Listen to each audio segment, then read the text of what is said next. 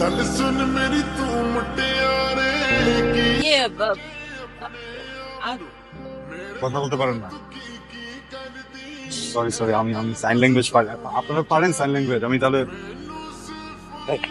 সমস্যা কি তোর?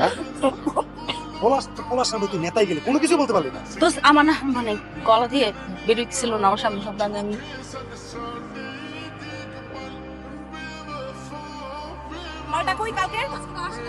আসলে খুঁজে নিয়ে আয়। আমি ওই দিন কিছু করতে পারি নাই, কিন্তু আজকে আমার মুড আছে। আমি আজকে জাস্ট ওকে পাইলে আমি যাকে করবো। গান্ধু এদিকে ওকে, এরপর থেকে যখন আইসক্রিম খেতে ইচ্ছে করবে হেজিটেট করবে না, আমাকে বলবেন, আমি এনে দিব। ওকে? এই এটা কিছু হইলো বেটা?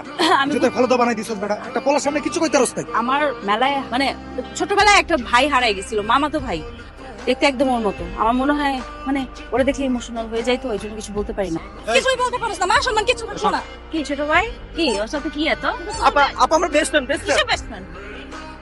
আরে ছোট ভাইয়া, লক্ষ্মী ভাইয়া, তুমি শুকায় যেতেছো, ঠিক মতো খাওয়া দাওয়া করো না ভাইয়া। তোমরা প্লিজ সবাই একটু মনোযোগী হও। ম্যাম আসবো? হ্যাঁ আসো। ম্যাম 1 মিনিটের জন্য একটু কথা বলার ছিল। হ্যাঁ হ্যাঁ বলো। তোমাকে দাঁড়াইতে বলতেছে, দাঁড়াও।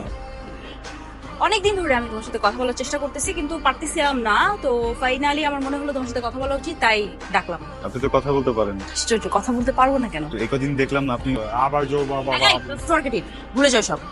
মানে আমি আমি আমি তোমাকে যে কথাটা বলবো আমি ভুলে গেছি। মনে পড়লে বলেন। না না না, এই দাঁড়াও, এটা না। তো ক্লাসে চলো। হাইজদানি করস একটা পোলার কাছে নাকানি চুবানি খাইতে খাইতে এই অবস্থা। মান ইজ্জত তো কিছু নাই দোষ।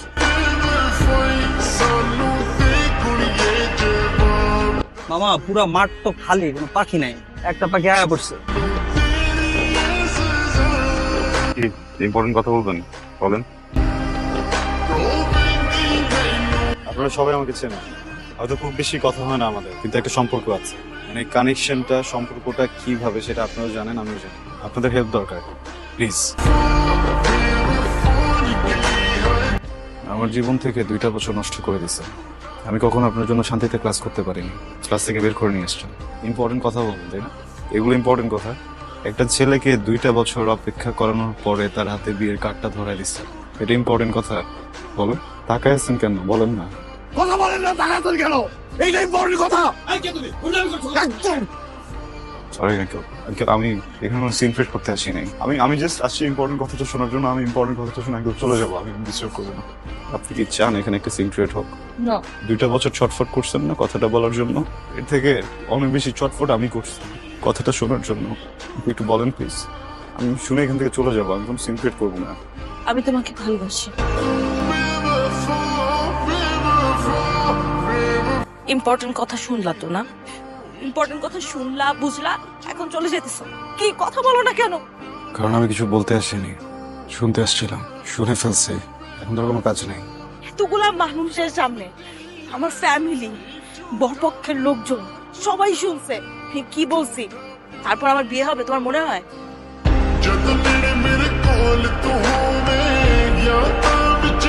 না বাবা, তোমরা যত যাই কিছু বলো, যাই কিছু করো, ওকে ফাঁসি দিয়ে দাও, মেরে ফেলো, কোনো লাভ নাই। শোনো, আমি একটা অ্যাডাল্ট মেয়ে, আমি বুঝে শুনে বিয়ে করছি। আমি যাকে বিয়ে করছি বুঝে শুনেই করছি, আর আমি ওকে ছাড়া কোথাও যাব না। আর তোমাদের যদি মানতে অনেক বেশি কষ্ট হয়, তাহলে মনে করো যে তোমাদের মেয়ে মরে গেছে। স্যার, আমি ফাইলগুলো সব রেডি করে রাখছি, আমি দেখি, আমি এসে। গল্পটা শোনো একটু। না না না স্যার, সমস্যা নেই, আমি কালকে সাবমিট করে দিচ্ছি। শেষ করো না। জি স্যার। বাবার সাথে কথা বলবো না আমরা, ঠিক আছে মামা? স্যার, আমি ফোন দিচ্ছি আপনাকে। তোমার বাবা পচা, কথা শুনে না, মাকে একটু আদর করে না। বাবা পচা? বাবা অনেক ভালো, তাই না? মা কি বলে? বাবা পচা? বাবা পচা না, বাবা ভালো। মা একটু জেলাস। এই যে এইদিকে এইদিকে দেখি মামা। রেডি? হ্যাঁ, এই 15 মিনিটস একটু ওয়েট করো। হ্যাঁ, টিফিনটা অলমোস্ট রেডি, আমি আসছি। বাবা আমার মিটিং এ দেরি হয়ে যাচ্ছে। তুমি এক কাজ করো, গাড়িটা রেখে যাও, আমি ওকে ড্রপ করে দিচ্ছি। ওকে মামা, তুমি একদম রেডি, আমি তোমার টিফিনটা নিয়ে আসছি।